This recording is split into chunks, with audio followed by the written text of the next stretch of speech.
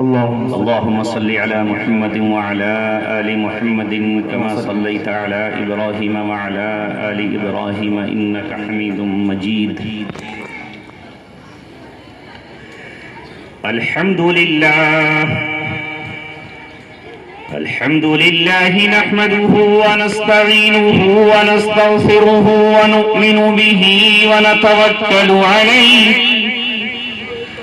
ونعوذ بالله من شرور أنفسنا ومن سيئات أعمالنا. من يهده الله فلا مضل له ومن يضلله فلا هادي له. ونشهد أن لا إله إلا الله وحده لا شريك له.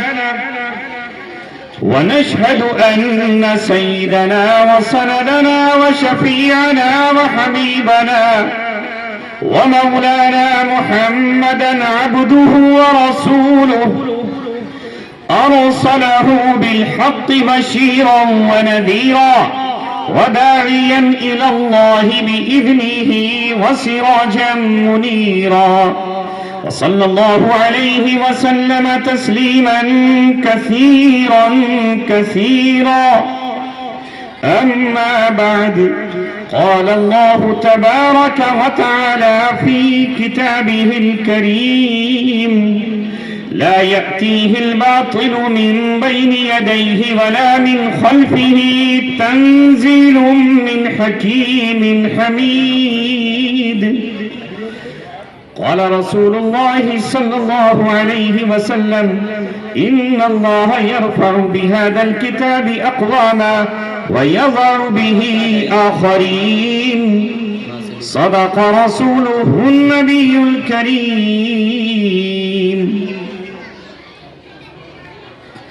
تیرے ضمیر پہ جب تک نہ ہو نزول کتاب، تیرے ضمیر پہ جب تک نہ ہو نزول کتاب، گرہ کشا ہے ناراضی نہ صاحب کشاف.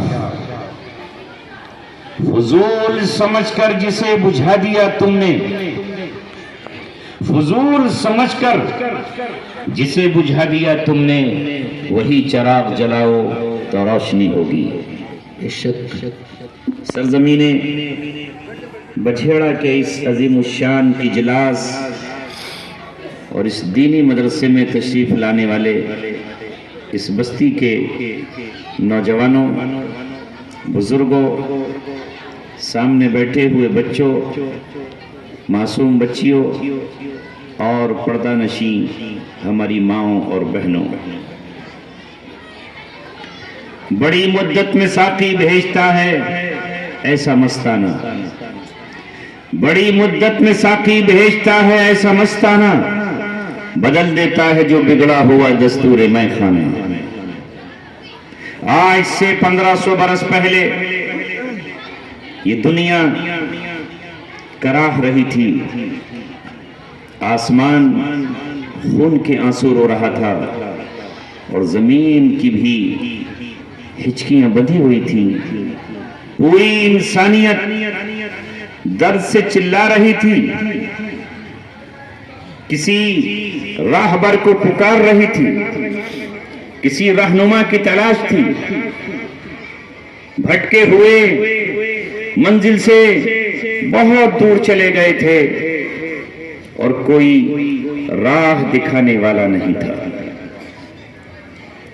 راہزن تو تھے مگر راہبر نہ تھا، ڈاکو تو تھے مگر ان سے چھڑانے والا کوئی نہیں تھا. انسان تھا مگر انسانیت اس سے شرما رہی تھی. حیوان بزبان حال اس سے کہہ رہے تھے تو کائنات کا بادشاہ بنا کر بھیجا گیا،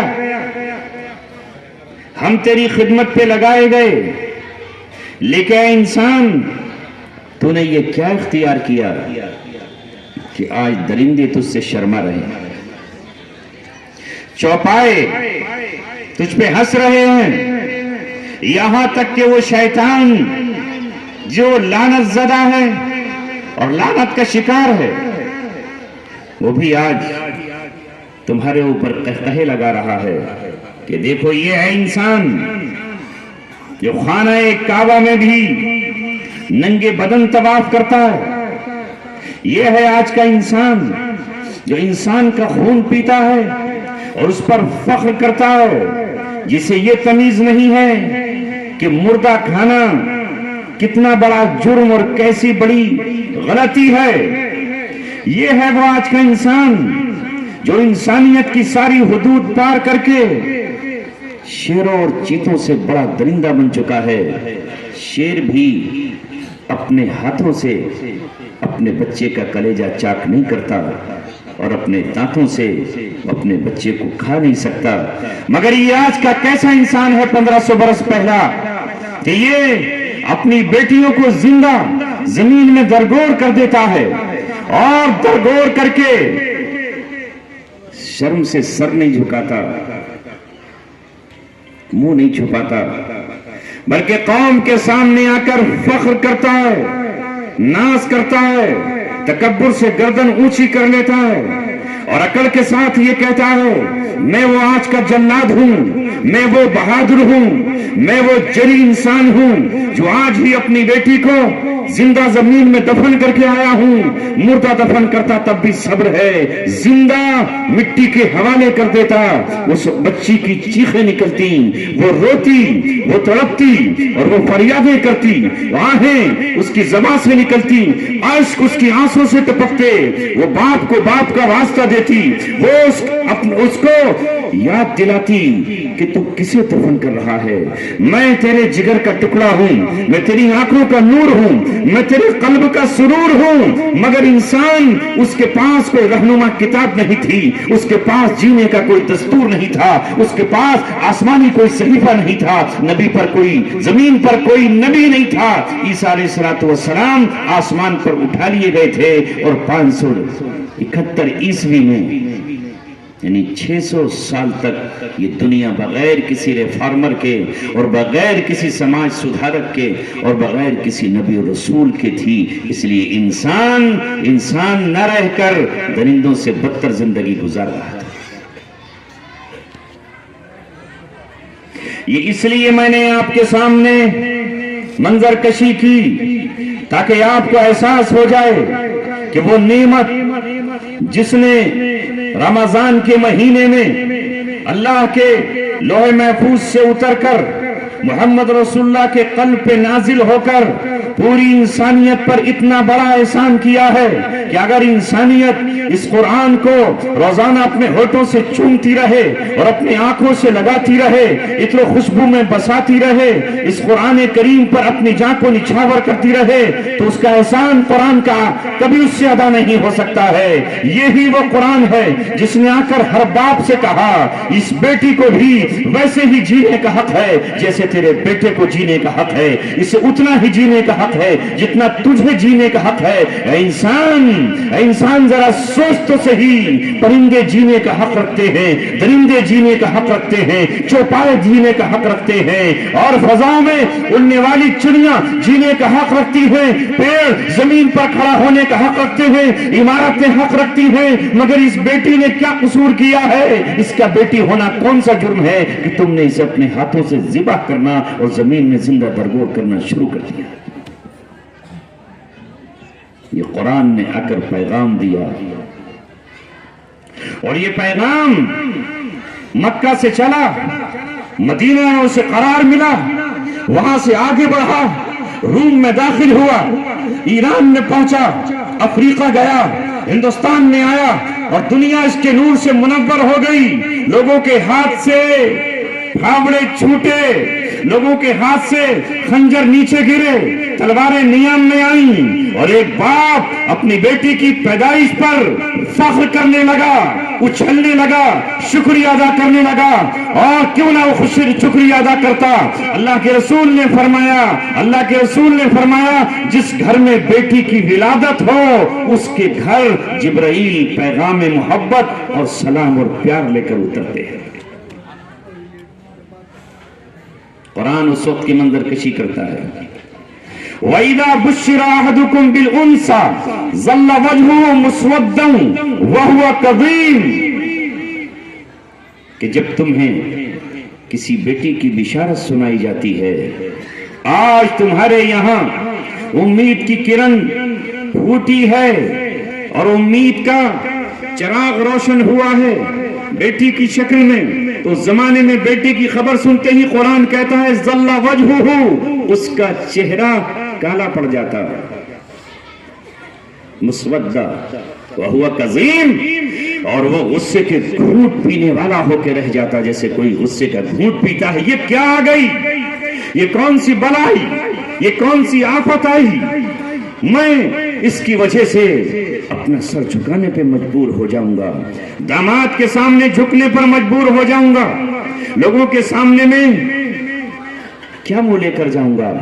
بیٹی آئی ہے جو گھوڑے کی پشت پہ سوار ہو کر میدان جنگ کا رخ نہیں کر سکتی، میرا ساتھ نہیں نبھا سکتی، ساتھ نہیں چل سکتی، اسے گھر میں رکھنا پڑے گا، اس لیے اسے میں کیا ہو گئی، کیا میرے گھر میں آفت آ گئی؟ ظل وجہ مسودا وہو کظیم یتوارا من القوم،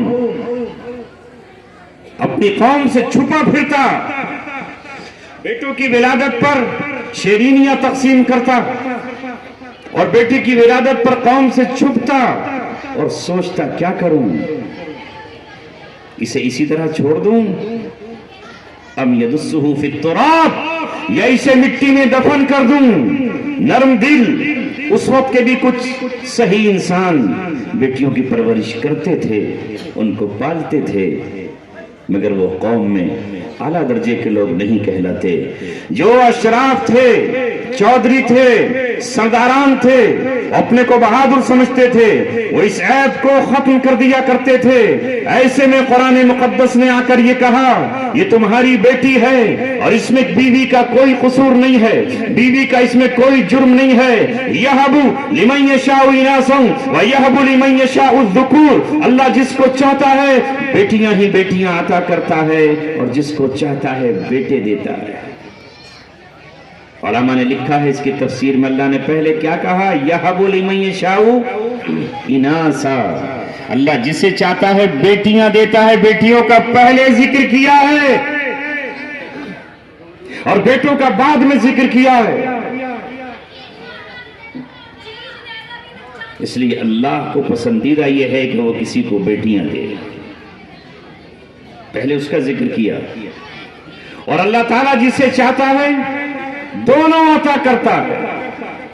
او یزوجہم، یہ اللہ تعالیٰ دونوں دے دیتا ہے۔ وَيَجْعَلُ مَن يَشَاءُ عَقِيمًا، اور اللہ جسے چاہتا ہے بانجھ کر دیتا ہے، لاکھ چاہ کر بھی اولاد نہیں ملتی۔ تو اللہ نے فرمایا کہ یہ دینے والی ذات اللہ تبارک و تعالیٰ کی ہے، اگر تم کو بیٹا دیا ہے تو اس کی بھی تمہیں پرورش کرنی ہے، اور اگر بیٹی دی ہے تو اس کی بھی پرورش کرنی ہے۔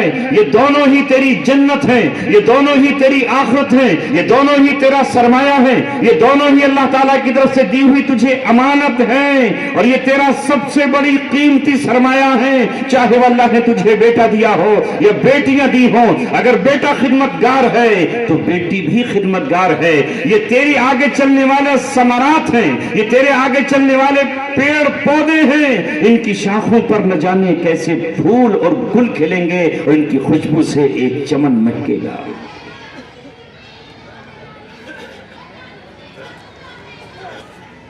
اللہ کے رسول فرماتے ہیں اب باپ کی کیا ذمہ داری ہے؟ ادھر متوجہ ہو جاؤ، ادھر ادھر مت دیکھو۔ اس لیے اچھا سا رومال ڈال کے آیا ہوں تاکہ آپ کم سے کم اس کو دیکھ لیں۔ پھٹے ٹوٹے کپڑے پہن کر نہیں آیا، ورنہ آپ بالکل بھی نہیں دیکھتے ادھر، مجبوری ہے، ورنہ دل تو چاہتا ہے کہ صحابہ کی طرح پیون کے کپڑے پہنوں، پھٹا ٹوٹا لباس پہنوں، مگر آپ کی آنکھیں اس لباس کو دیکھ کر کہاں جمیں گی؟ مجھ سے اچھا کوئی بہتر لباس پہن کر آ جائے گا تو آپ اسی کو دیکھنے لگیں گے کہ یہ کوئی آیا ہیرو،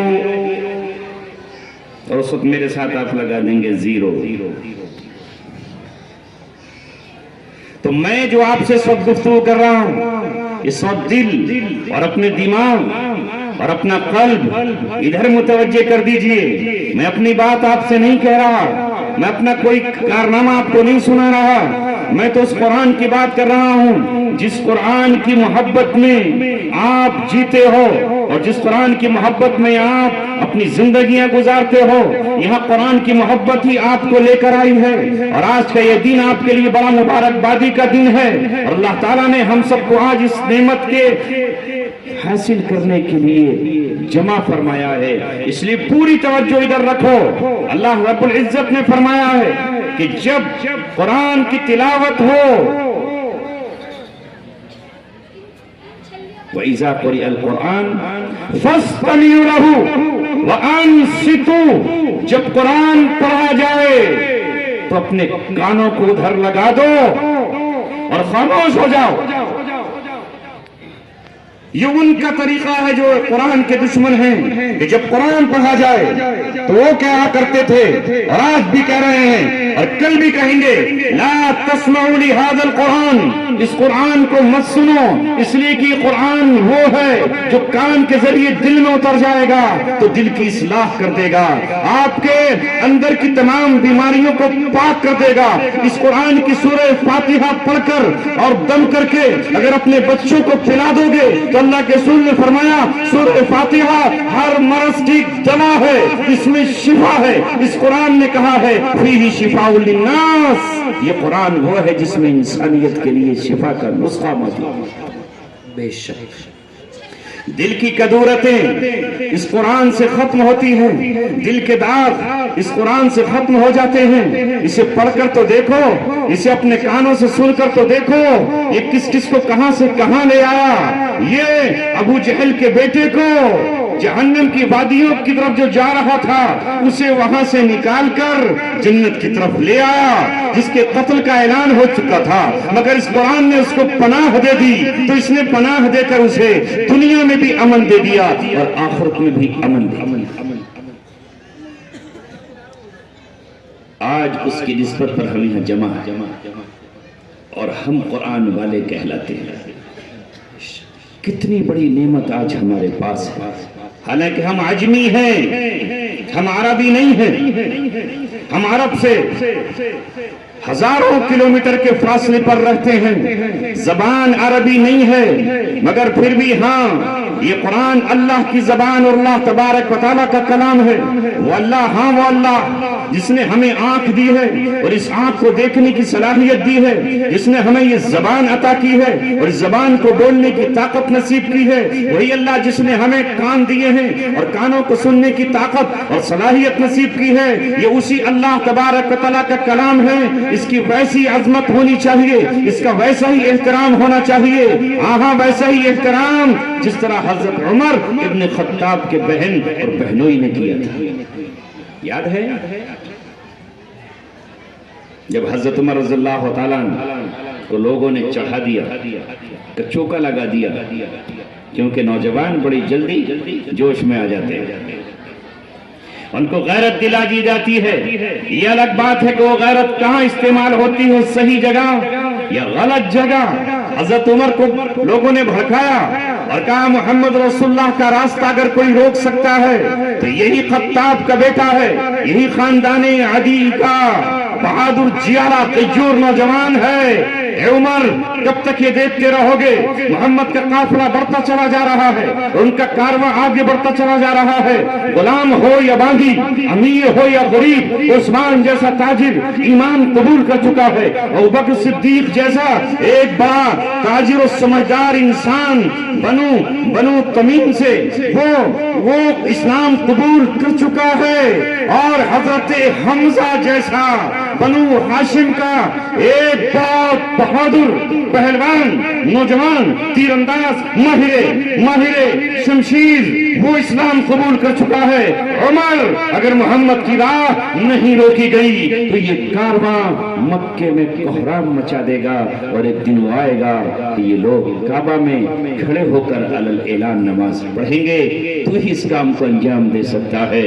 ان کو جوش آ گیا، خاندانی عصبیت ابھر آئی اور انہوں نے کہا کہ چلیے آج قصہ تمام کیے دیتا ہوں، نہ گل رہے گا اور نہ خوشبو آئے گی، نہ مشک ہوگی، نہ اس کی خوشبو مہکے گی، نہ بانس ہوگا، نہ بانسری بنے گی، لہذا تلوار لے کر چلے اور نیام سے باہر کھینچتے ہوئے اعلان یہ کہہ رہے ہیں کہ آج محمد رسول اللہ کا سر لے کر آؤں گا، نعوذ باللہ، نعوذ باللہ من ذالک۔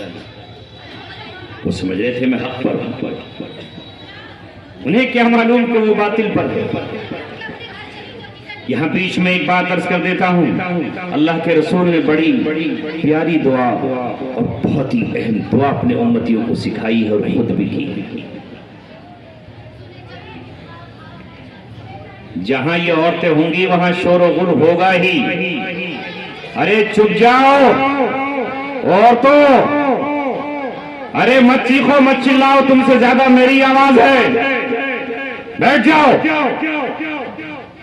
کس بات کا شور ہے؟ فساد برپا مت کرو،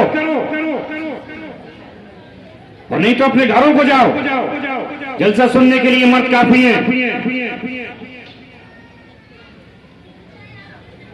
عجیب و غریب معاملہ، جہاں بیٹھیں گی وہاں شور، جہاں جائیں گی وہاں چلانا، فطرت میں نہ جانے کیا رکھا ہے اللہ تبارک و تعالیٰ نے۔ اور جب ہم یہ کہتے ہیں تو پھر برا مان جاتی ہیں۔